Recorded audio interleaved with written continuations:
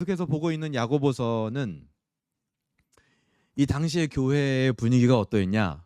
어땠을 것 같아요, 여러분? 뭘 어떻습니까? 그냥 초대교회의 분위기는요. 교회의 분위기는 그냥 항상 어렵습니다. 항상.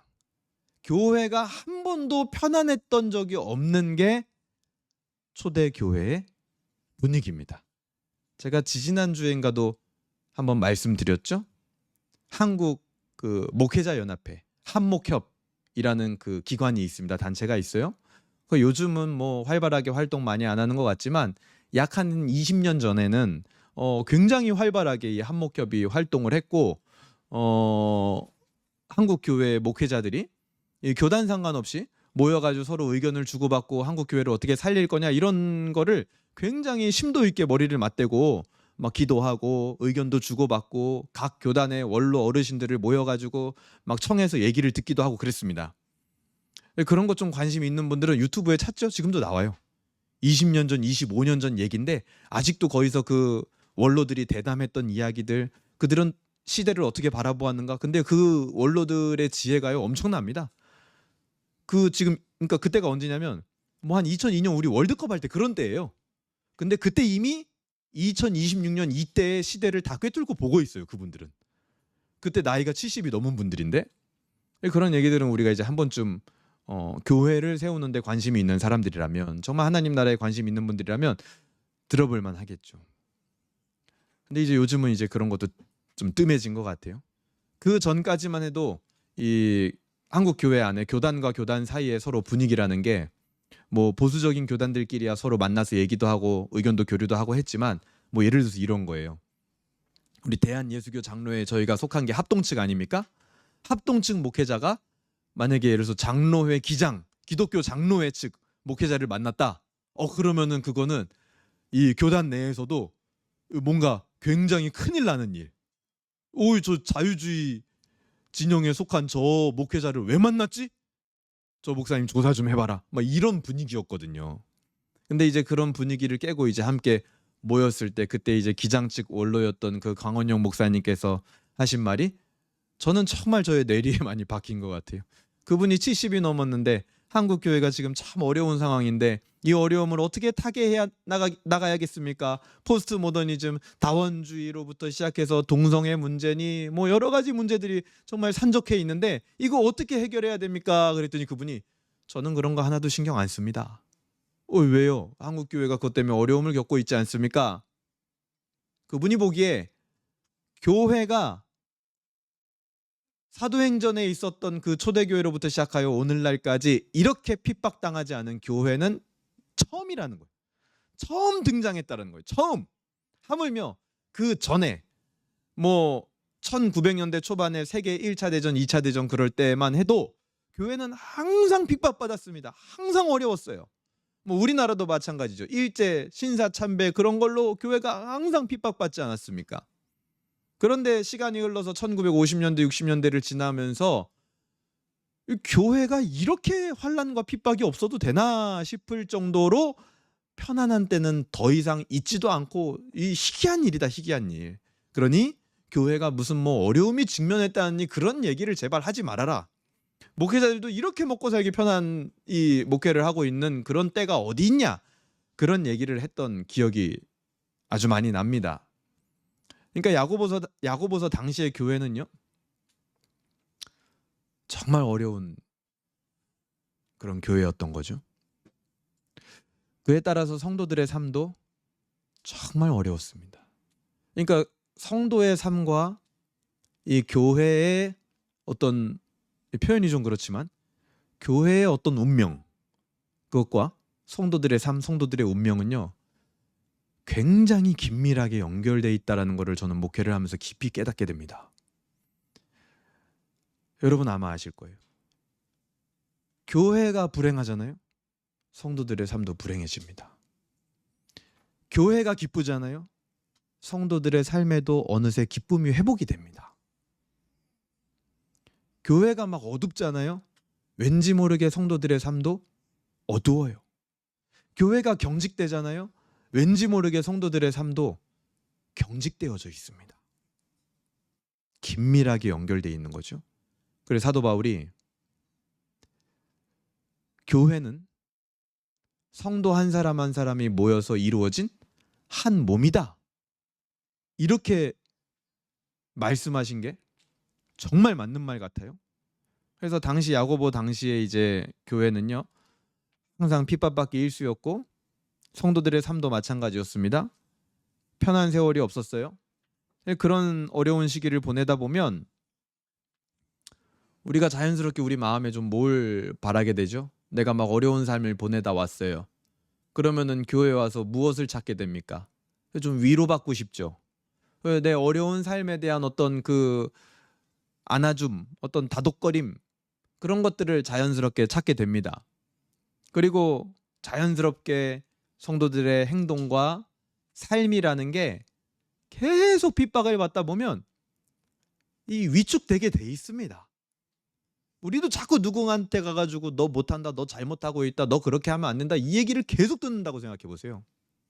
그런 얘기를 계속 하는 사람하고는 말하고 싶지도 않을 거예요. 그렇죠? 왜냐하면 그 사람 앞에가 막 항상 주눅 들고 죄진 것 같은 느낌이고 뭘 해도 뭐 못한다는 소리를 들으니까 위축이 될 수밖에 없죠. 그렇게 성도들의 행동과 삶이 위축되면요, 마찬가지. 교회도 어떻게 되느냐? 위축됩니다. 교회도 힘을 잃어가게 됩니다. 그러다 보면 결국에는 자포자기하는 심정으로 신앙생활을 하게 되기도 하는 게 실제 현실입니다. 포기하는 거죠. 너무 어렵다. 그냥 위로나 좀 있었으면 좋겠다. 이번 한 주 오늘 하루 너무 힘들었는데 그냥 뭐 무슨 하나님의 나라고 뭐 영혼을 책임지는 거니 뭐 그런 거 잘 모르겠고 너무 힘들다 진짜. 기도도 안 나온다. 그럴 때가 우리에게도 있을 거예요. 야고보 당시의 교회는 충분히 누가 봐도 그럴 만한 상황이었습니다. 예루살렘 교회가 다 흩어졌고 뭐 사도들은 순교하고 죽어나가기 일쑤였고, 이 지금 야고보서를 쓴 야고보는 예수님의 형제 야고보였지만 그 이전에 이미 사도 야고보가 죽었지 않습니까? 제일 먼저. 그리고 예루살렘 교회가 흩어지기 전에 또 순교한 분이 한 분 계시죠. 집사님 중에 이제 스데반 집사님. 그러니까 사도 중에 한 명이 그냥 죽어버리고 집사님 중에 대표격 되는 스데반 집사님 한 분이 죽어버리니 이 교회가 얼마나 분위기가 위축되었겠습니까? 교회는 흩어지고 또 그러면서도 내부적으로는 하나 되지 못하고 바깥에서는 환란이 그치지 않고, 그러니까 자연스럽게 이제 교회가 힘이 빠지고 성도들도 교회 와서 뭐 영혼에 대한 책임이나 하나님 나라 이런 이야기 하기보다도 그냥 당장 오늘 살아갈 힘, 그냥 위로 그런 거나 있으면 좋겠다. 그런 분위기에서 성도에게 주어진 믿음이 뭐냐? 그리고 너희들에게 요구된 행위가 있다. 그 정말 대쪽 같은 말씀을 전하는 게 이 야고보서예요.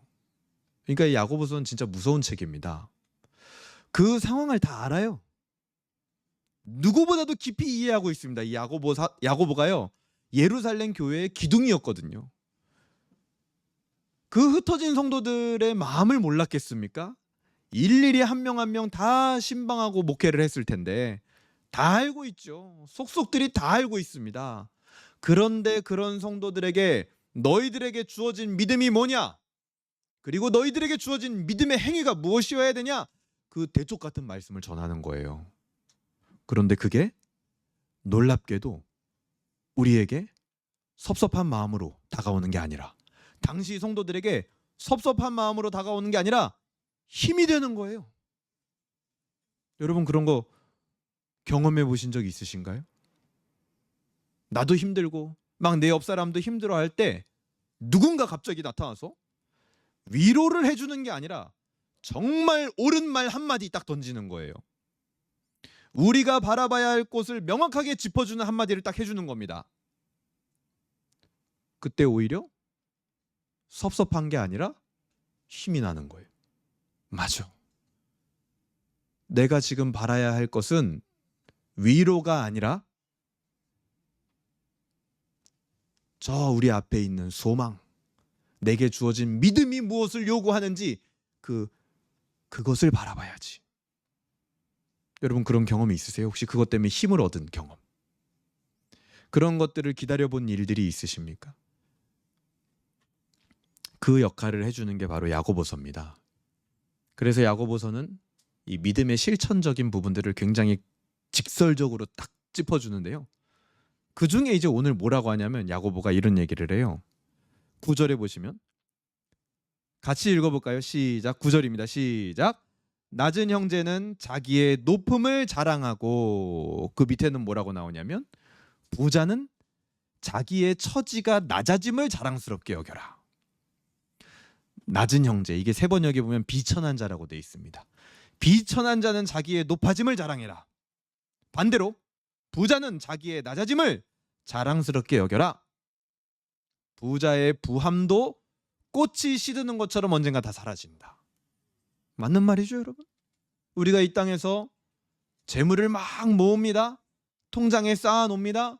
돈을 좀 법니다. 그 어떻게 됩니까? 다 사라집니다. 무엇처럼? 꽃이 시드는 것처럼 다 사라지는 거예요. 그럼 반대로 부자가 아니라 낮은 자 있잖아요. 낮은 자. 비천한 자의 비천함도 어떻게 될까요? 그 돈이 사라지는 것처럼 그의 비천함과 가난함도 어떻게 된다? 사라집니다. 없어지는 것들이에요. 그러니까 거기에 너희의 목을 매지 마라. 이 땅에서 너희가 가난한 거에 막 그렇게 신경 쓰면서 살지 말고 부자인 거를 막 대단히 뭐 신경 쓰면서 살지 말아라, 이 얘기를 하는 거예요. 그러니 가난한 자나 부자나 무엇을 자랑해라? 너희를 낮추기도 하고 때로는 높이기도 하는 그 은혜를 자랑해라. 그런 삶을 살아라. 영원히 없어지지 않는 그 가치를 너희가 붙들어라, 이렇게 얘기를 하는 겁니다. 여러분, 우리에게 주어진 은혜를 자랑하는 마음을 가지면 이 땅에서 내가 낮아지는 것도 자랑할 수 있습니다. 내가요, 못 사는 걸 자랑할 수 있다니까요. 신기하죠? 그게 은혜가 하는 일이에요. 그 신기한 일이. 그게 어떻게 가능하지? 어떻게 가능하지라고 생각이 물음표가 드는 게 당연한 거예요. 왜? 은혜가 하는 일이니까. 우리가 지금까지 한 번도 만나본 적이 없는 일이니까. 어떻게 가난한 사람이 자기의 가난함을 자랑하지? 이 땅에서 한 번도 듣도 보도 못한 거거든요. 우리 스스로도 믿음이 있다고 하지만 그 일은 불가능하다라고 생각한단 말이에요. 근데 은혜는 그 일을 합니다. 그러니 낮아지는 것도 자랑할 수 있다. 이 땅에서 자신의 처지에 따라서 흔들리지 않을 수 있다. 때로는 나를 이 세상에서 그 무엇보다도 높이시는 은혜가 있다라는 거죠. 때로는 나를 그 어떤 자보다도 겸손하게 낮추시는 은혜도 있다라는 겁니다. 우리가 붙들어야 될 것도 뭡니까? 바로 그 은혜예요, 은혜. 여러분 질문 한번 드려볼게요. 여러분은 그 은혜를 어떻게 만나셨고 어떻게 알게 됐습니까? 여러분 그 은혜를 어떻게 알게 되셨어요? 어떻게 깨달았어요? 그 은혜? 하나님이 여러분에게 주시는 은혜를 어떻게 알게 됐습니까? 퀴즈.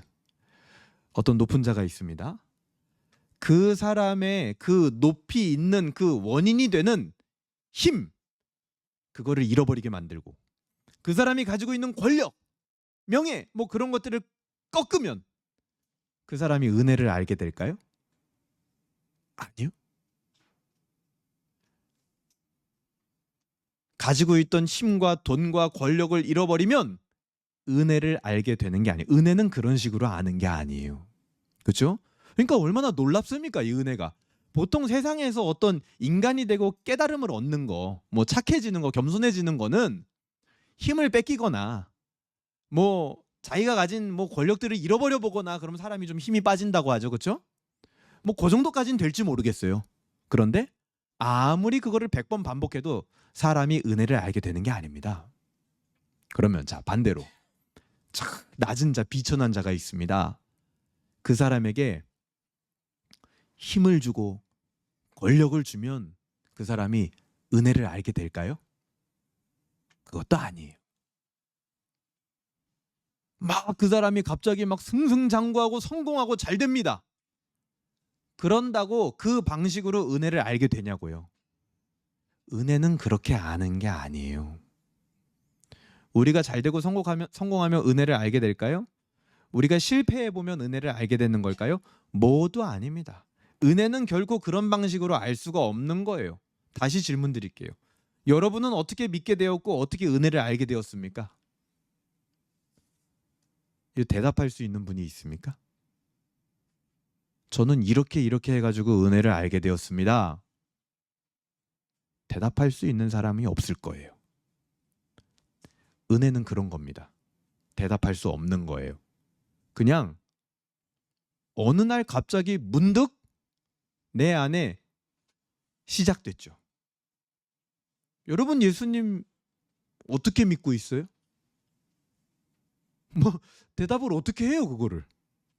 그냥 갑자기 믿어졌죠 뭐 그냥. 살다 보니까 교회 나오다 보니까 그냥 갑자기 믿어졌잖아요. 그렇죠? 그게 뭐 어떻게 시작됐는지 여러분 안에 막 논리적인 어떤 로직을 가지고 설명을 할 수 있나요? 그럴 수 없습니다. 그럴 수 없어요. 갑자기 시작됐어요. 은혜는 그런 겁니다. 우리가 대답할 수 없는 거. 아무도 자신이 낮은 자이고 비천한 자라는 것을 인정하지 못하고 부유한 자가 되는 게 유일한 목표인 이 세상이 있습니다. 거기에 어떤 행복이 있는 줄 알고 헛된 꿈과 희망을 품고 헛된 다름질을 하고 있는 그런 세상. 그런 부자가 되기 위해서는 남은 거들떠보지도 않고 자기에게 방해가 되는 자, 도움이 되지 않는 자들은 다 제끼고 무시하고 때로는 세상의 어떤 힘으로 누르기도 하고. 그게 이 세상이죠. 부한 자, 높은 자는 자기가 어느 정도 가졌다고 해서 만족하느냐? 점점 가지게 될수록 더 가지고 싶어 합니다. 낮은 자가 권력을 가지게 되면 금세 변질됩니다. 낮았던 시절을 잊어버리고 금세 교만해지는 것을 우리는 늘상 듣고 보고 있죠. 최고의 권력을 가진 사람들이 그 권력 아귀다툼을 하는 것을 우리가 매일 보고 있지 않습니까? 뉴스를 통해서. 결국 모두 한 지점으로 달려가면서 너도 죽고 나도 죽는 거, 그 길, 이 죄와 사망이 꽉 붙들고 있는 그 길에서 우리를 건지신 거, 그게 바로 우리에게 주어진 은혜입니다. 은혜. 그렇게 안 살아도 된다라는 새로운 길을 보여주신 거. 그 길에서 나를 그냥 이유가 없어요. 그냥 들어가지고 건졌어요. 하나님이. 그렇게 안 살아도 된다. 만약에 우리가 그 길을 지금 뛰어가고 있다면 어떻게 살고 있을까요?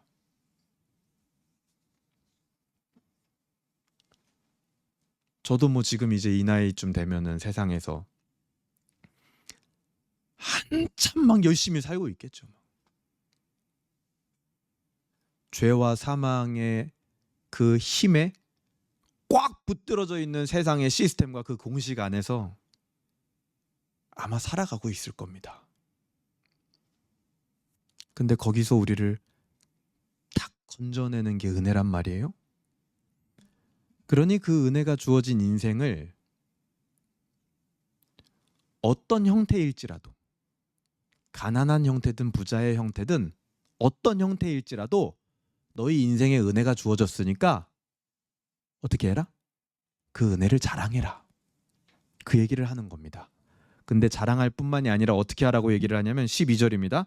같이 읽어볼까요? 12절 시작. 시험을 참는 자는 복이 있나니 이는 시련을 견디어낸 자가 주께서 자기를 사랑하는 자들에게 약속하신 생명의 면류관을 얻을 것이기 때문이라. 자랑할 뿐만 아니라 지금 뭐 하라 그러는 거예요? 견뎌라. 견뎌라. 인내해라. 너희가 사는 그 인생의 끝에만 생명의 면류관이 약속되어 있다. 이게 놀랍죠? 죄와 사망의 길로 걸어가는 그 끝에는 생명의 면류관이 있습니까? 없어요. 거기는 그냥 죽음뿐입니다. 아무리 부자건 아무리 가난하건 은혜가 없으면 죽음뿐인 거예요. 그런데 너희의 인생은 어떤 인생이다? 그 길에 그 인생에 은혜가 있으니 부자건 가난한 자건 모두 무엇이 약속돼 있다? 생명의 면류관이 약속돼 있다. 그러니 너희의 인생이 어떤 형태이든지 그 은혜를 자랑하고 그 인생을 반드시 뭐 해내라? 견뎌내라. 인내해내라. 너희에게 주어진 너희의 인생을 자랑해라. 여러분, 우리가 무엇을 견디고 자랑하려면요, 그것의 소중함을 알아야 됩니다. 우리 한 사람 한 사람에게 주신 인생의 가치와 소중함을 알아야 내 인생을 자랑할 수 있는 거예요. 13절 보세요. 사람이 시험 받을 때 내가 하나님께 시험을 받는다 하지 말지니 하나님은 악에게 시험을 받지도 아니하시고 친히 아무도 시험하지 아니하시느니라. 하나님은 우리를 시험하는 분이 아니래요. 즉 우리를 시험해서, 여기서 말하는 시험은 유혹이죠. 시험해가지고 망가뜨리는 분이 아닙니다.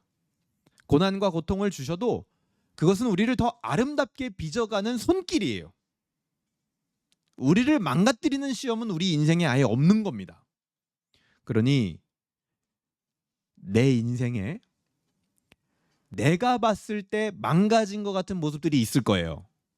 실수한 것 같은 모습들이 있을 겁니다. 이게 내 인생에 참 없었으면 좋았을 텐데 하는 것들이 있었을 거예요, 여러분. 앞으로도 미래를 생각했을 때 요런 일만큼은 좀 없으면 좋겠다 하는 것들이 있을 겁니다. 잘못된 것 같은 모습들. 그런데 그것들도 하나님에게는 우리 인생을 빚어가는 과정이고 순간이 된다라는 거죠. 그 순간순간을 지나가면서 14절에 보면 이렇게 말합니다. 오직 각 사람이 시험을 받는 것은 자기 욕심에 이끌려 미혹됨이니. 그 순간순간을 지나가면서 자기 욕심에 이끌리지 말아라. 세상의 욕심, 그것을 너희 안에 품고 있으면 그것은 죄가 되고 너희 안에서 자라서 결국 사망밖에는 낫지를 못한다. 너희를 구원해냈던 그 세상으로 다시 너희가 돌아가는 짓이다. 그 힘들고 망가진 것 같은 순간들을 막 지나가면서 내 인생에 굳이 왜 이런 게 필요했을까? 이거는 꼭 필요 없는 거 아니었을까? 막 그 순간순간들을 지나가면서 절대 속지 말고 17절 이렇게 말합니다. 온갖 좋은 은사와 온전한 선물이 다 위로부터 빛들의 아버지께로부터 내려오나니 그는 변함도 없으시고 회전하는 그림자도 없으시느니라. 온갖 좋은 선물과 완전한 은사를 주시는 하나님을 붙잡아라. 그게 뭡니까? 그 밑에 보면 은혜, 사랑, 소망, 믿음, 그런 걸 붙잡으라는 거예요. 낮아짐, 낮아졌지만 그럼에도 승리하는 거, 섬기는 거, 생명의 열매를 맺는 거, 그런 것들을 붙잡으라는 거예요. 그런 것들을 너희 인생의 순간순간마다 고비고비마다 한번 붙들어 봐라. 그러면 그 인생이, 마지막 18절입니다. 그가 그 피조물 중에 우리로 한 첫 열매가 되게 하시려고 자기의 뜻을 따라 진리의 말씀으로 우리를 낳으셨느니라. 그러면 그렇게 산 그 인생이 결국 뭐가 된다? 첫 열매가 된다. 그게 바로 너희 인생을 향한 하나님의 뜻이다. 그리고 하나님은 자신의 뜻에 따라 우리를 그렇게 진리로, 한치의 오차 없는 그 진리로 우리를 낳으셨다. 이 말이 뭡니까? 반드시 그렇게 하실 거라는 거예요. 반드시 우리를 그런 영광스러운 존재로 빚어가시고 우리 한 사람에게 주어진 인생을 통해 나타나는 영광을 반드시 하나님이 받으실 거라는 겁니다. 그러니 이 1장 9절 이하는 우리에게 이 얘기를 해주는 겁니다. 별거 없어 보이는 너희의 인생, 절대로 별거 없지 않다. 충분히 인내해낼 만한 가치가 있는 인생이다. 우리가 가치 있는 것들은 좀 견디고 인내해내겠죠? 우리에게 막 엄청난 보상이 주어지는 뭔가 시험이 있거나 어려움이 있다고 쳐봅시다. 우리 그거 인내해낼 겁니다. 어떻게든지 좀 버텨볼 겁니다. 오늘 성경은 너희의 인생이 그렇다, 그렇게 얘기하는 겁니다. 너희 인생이 바로 그렇게 거룩하고 고귀한 인생이다. 그러니 그 인생에 주어진 은혜를 자랑해라. 높고 낮음에 연연하지 말고 소중한 인생을 귀하게 여기고 견뎌라. 그 순간, 인생의 순간순간들을 지나가면서 필요 없다라고 생각했던 그런 모든 일들, 그 일들을 통하여 하나님은 다 영광 받으시고 너희를 빚어 가시는 과정이다. 그러니 그 순간순간들을 소중하게 여기고 그 순간순간마다 죄와 사망의 방식들을 붙들지 말고 하나님께서 주시는 온전한 은혜의 선물들을 붙들어라. 낮아져도 된다. 때로는 패배하는 모습이 되어도 된다. 너희 인생은 결국 하나님께 영광 돌리는 인생이 될 거다. 그렇게 이야기를 하고 있는 겁니다. 말씀을 정리하겠습니다. 여러분, 이번 주 말씀에서 우리가 이 영혼에 대한 책임의 문제를 같이 주일날 이야기를 했습니다. 우리 인생에서 또 한 가지 중요한 책임이 있다면 그런 것 같아요. 다른 어떤 영혼에 대한 책임도 중요하지만 내 인생에 대한 나의 책임도 사실은 굉장히 중요한 겁니다. 우리 신앙인들에게 자기 인생에 대한 책임은요, 세상 사람들이 생각하는 것처럼 나 스스로 내 인생을 책임져야 한다라는 그런 류의 책임이 아닙니다. 우리 인생에 두신 하나님의 은혜에 대한 책임을 말하는 거예요. 그 은혜의 소중함을 아는 사람은 그 은혜가 담긴 질그릇과 같은 내 인생도 소중히 여길 겁니다. 그러니 인내할 겁니다. 쉽게 포기하거나 좌절하거나 그냥 하루라도 한순간이라도 막 살거나 막 나를 막 학대하듯이 살거나 거친 말과 행동으로 내 시간들을 채워가지 않을 거예요. 더 나아가 다른 이의 인생에 담긴 그 은혜의 소중함을 안다면 그 인생을 함께 책임지기를 그 어떤 일보다도 기뻐하게 될 겁니다. 그렇게 산 게 바로 주님의 인생이었습니다. 그것이 주님의 사명이었고 기꺼이 십자가를 지신 주님의 마음이었어요. 여러분, 베드로전서 2장 한번 찾아보겠습니다. 베드로전서 2장 한번 볼까요?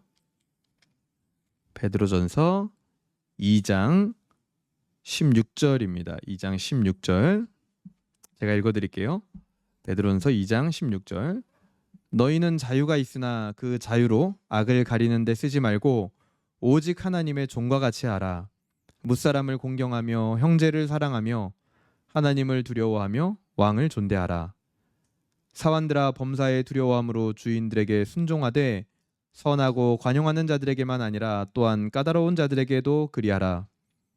부당하게 고난을 받아도 하나님을 생각함과 슬픔을 참으면 이는 아름다우나 죄가 있어 매를 맞고 참으면 무슨 칭찬이 있으리요. 그러나 선을 행함으로 고난을 받고 참으면 이는 하나님 앞에 아름다우니라. 이를 위하여 너희가 부르심을 받았으니 그리스도도 너희를 위하여 고난을 받으사 너희에게 본을 끼쳐 그 자취를 따라오게 하려 하셨느니라. 그는 죄를 범하지 아니하시고 그 입에 거짓도 없으시며 욕을 당하시되 맞대어 욕하지 아니하시고 고난을 당하시되 위협하지 아니하시고 오직 공의로 심판하시는 이에게 부탁하시며 친히 나무에 달려 그 몸으로 우리 죄를 담당하셨으니 이는 우리로 죄에 대하여 죽고 의에 대하여 살게 하려 하심이라. 그가 채찍에 맞음으로 너희는 나음을 얻었나니 너희가 전에는 양과 같이 길을 잃었더니 이제는 너희 영혼의 목자와 감독 되신 이에게 돌아왔느니라. 이와 같이 우리 인생의 소중한 것들을 지켜내고 인내하고 견뎌라. 그것이 예수 그리스도의 길이었다. 그 인생이 바로 하나님이 영광 받으시는 인생이요 하나님의 은혜의 영광이 가장 빛나는 인생입니다. 이 하나님의 은혜와 영광을 너희가 아느냐? 모든 인생을 통하여 내 인생의 모든 순간들을 통하여 그 은혜와 영광을 알아라. 너희가 그것을 만나라 라고 야고보가 이야기하고 있는 겁니다. 그 은혜가 여러분 모두에게도 있기를 주님의 이름으로 소망합니다. 여러분, 우리 인생이요 어떤 대의를 품어야 가치가 있는 인생 되는 거 아닙니다.